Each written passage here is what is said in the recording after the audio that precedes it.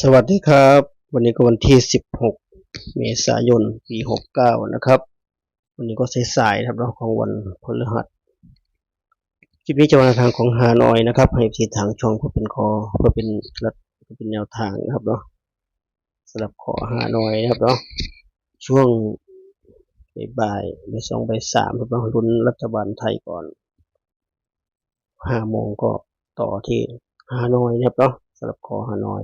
บางคนก็ทั้งฮานอยและรัฐบาลไทยได้หมดครับเนาะแต่ขอฮานอยก็ฮานอยอย่างเดียวเนาะก็แล้วแต่ครับแล้วภาษามือทางให้ทั้ง3อย่างครับเนาะก็เลือกดูครับเนาะดูตามหัวข้อครับเนาะหัวข้ออันนี้รัฐบาลไทยอันไหนฮานอยอันนี้เราพัฒนานะครับเป็นแนวทางมันเช่นเคยนะครับเนาะก็ถือสำหรับขอรัฐบาลไทยก็ขอให้โชคดีครับเนาะขอมีโชคกันทุกคนครับเนาะซื้อจากอาจารย์ไหนเซียนไหนก็แล้วแต่ก็ถูกหวยรวยเงินกันทุกคนนะครับจบจากรัฐบาลไทยก็ต่อศึกเล็กศึกเป็นร้อยเป็นพันครับเนาะบางคนเขาก็ไปสนใจครับเนาะศึกใหญ่ก็ซื้อยากครับบางคนบอกศึกใหญ่ซื้อยากก็สหาข้อมูลมาได้อย่างดีนะบางคนก็บอกถึงวันเอาจริงก็เจอโครงการหาร2ไปก็ถอดใจกันก็ไม่เอานะครับศึกเล็กศึกเป็นร้อยเป็นพันเต็มเม็ดเต็มหน่วยครับเนาะก็เอาที่สะดวกนะครับก็วันนี้ก็เหมือนเดิมครับไม่อัดคลิปสดเหมือนเช่นเคยก็คลิปพาทุกคนมาปั่นจักรยานออกกำลังกายที่สวนบางกระเจ้านะครับเหมือนเช่นเคยชมธรรมชาติสวยๆงามๆบ้านเรานะครับต้นไม้ใบหญ้าแม่น้ำลำธารเหมือนเช่นเคยธรรมชาติสวยงามบ้านเราเจริญหูเจริญตานะครับเนาะจะได้ไม่เบื่ออยู่ด้วยกันไปให้ครบเวลาครับเนาะใจเย็นๆไม่ต้องใจร้อนนะครับเนาะทำตามกฎเขาเหมือนเช่นเคยนะครับเป็นแค่แนวทางนะครับเนาะ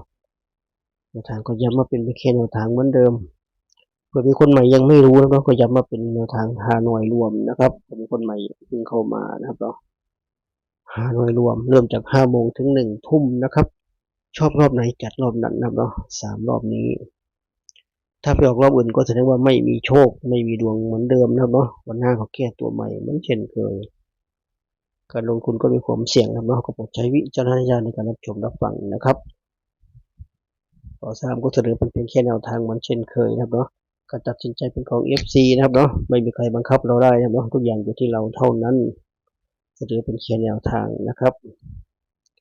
ก็ดูผลเมื่อวานก่อนทำเมื่อวานลงแนวทางให้ FC ไปรอบ5 โมงครับเนาะผล2 ตัวล่าง35 3 ตัวก็128ครับเนาะ35กับ128 35เราไม่มีครับเนาะมีแต่25นะครับเนาะส่วน128เราก็ไม่มี8สักตัวครับเนาะแต่เราเด่น2ครับเนาะแต่ไม่มี28เป็น25 26 21ไปโน่นครับเนาะส่วนรอบ6 โมงนะครับ2 ตัวล่างก็68 3 ตัวก็714นะครับ68กับ714 68ไม่มีครับเนาะเรามีแต่62 65 61ครับเนาะส่วน14ก็ได้ไปเด้งนึงเนาะตรงๆเลย14นะครับรอบ6 โมงเย็นครับเนาะก็มาที่รอบ1 ทุ่มนะครับ2 ตัวล่างก็56 3 ตัวบนก็054นะครับ5มาทั้งบนและล่างครับเนาะมาแบบนี้ก็เสร็จเราครับเนาะเข้าทางเลย56กับ054 56ก็ได้ไปเด้งนึงครับเนาะล่าง54ก็ได้ไปอีกเด้งนึงครับเนาะตรงๆเลย2 เด้งบนล่างครับเนาะเมื่อวานก็จัดไป3 เด้งก็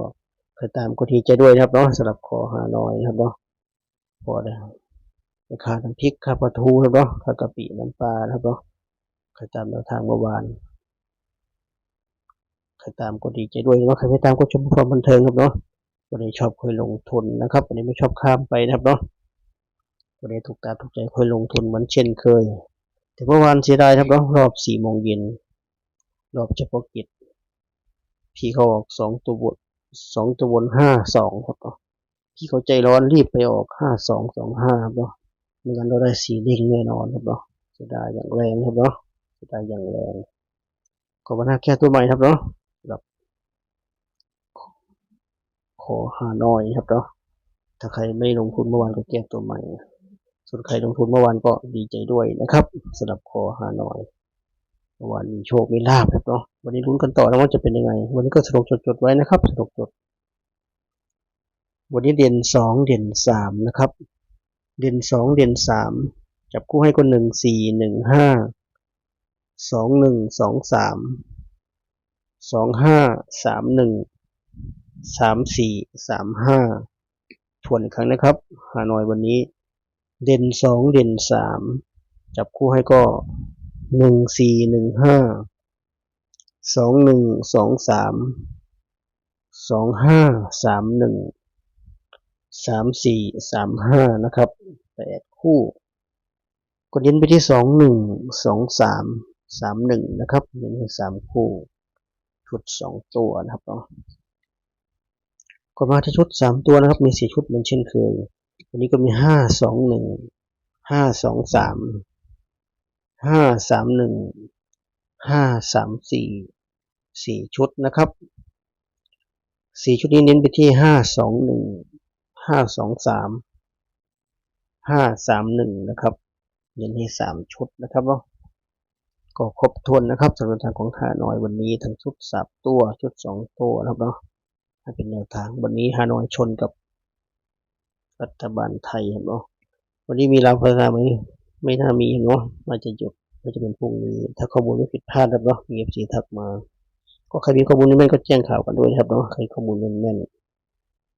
สำหรับคอร์ดตำราวนะครับเนาะบอกซ้ำไม่แม่นข้อมูลครับเนาะข้อมูลไม่แม่นเลยก็ใครมีก็แจ้งคอมเมนต์บอกกันได้นะครับ